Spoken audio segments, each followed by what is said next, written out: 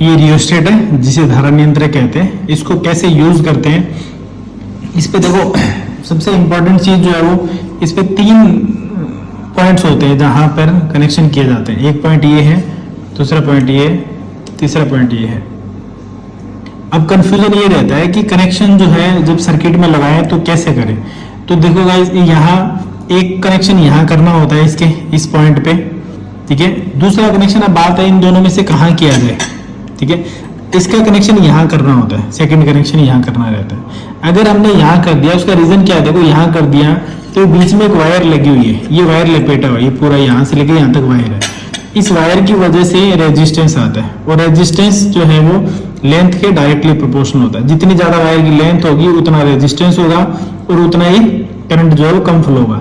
तो अगर हमें इसका रेजिस्टेंस जितना यूज करना है, इतना यूज करना है, तो हम इसको मूव करके यहाँ पर रखेंगे। तो क्या होगा, वायर का कनेक्शन, इस वायर का कनेक्शन यहाँ है, ये यहाँ जुड़ी हुई है वायर, यहाँ पर हमने सर्किट की वायर लगा दी।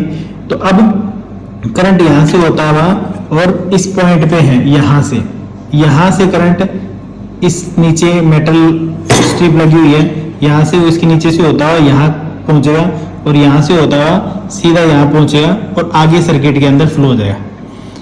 इसका मतलब फिर हम इसको चेंज कर सकते हैं। अगर हमने इसको यहाँ कर दिया तो अब ये वायर यहाँ से यहाँ तक का यूज हो रहा है, तो इतना रेजिस्टेंस इसका काम में आएगा, इतना वैल्यू इसकी काम में आएगी, और यहाँ से फिर ये होते हुए और यहाँ से आगे पहुंच जाएगा।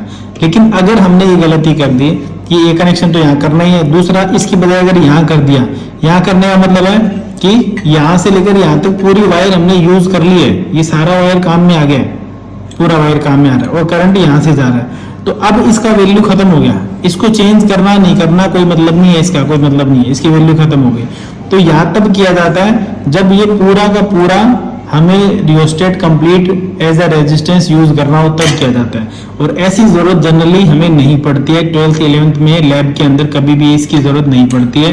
तो ये जो पॉइंट है ये हमारे यूज का नहीं है, तो आपको ध्यान रखना है क्या ये पॉइंट यूज करना है और उसके बाद ऊपर वाला पॉइंट यूज करना है, ठीक है। जो ऊपर वाला पॉइंट है इसके साथ नीचे वाला पॉइंट है, इसको यूज करने की जरूरत बिल्कुल भी हमें नहीं पड़ेगी।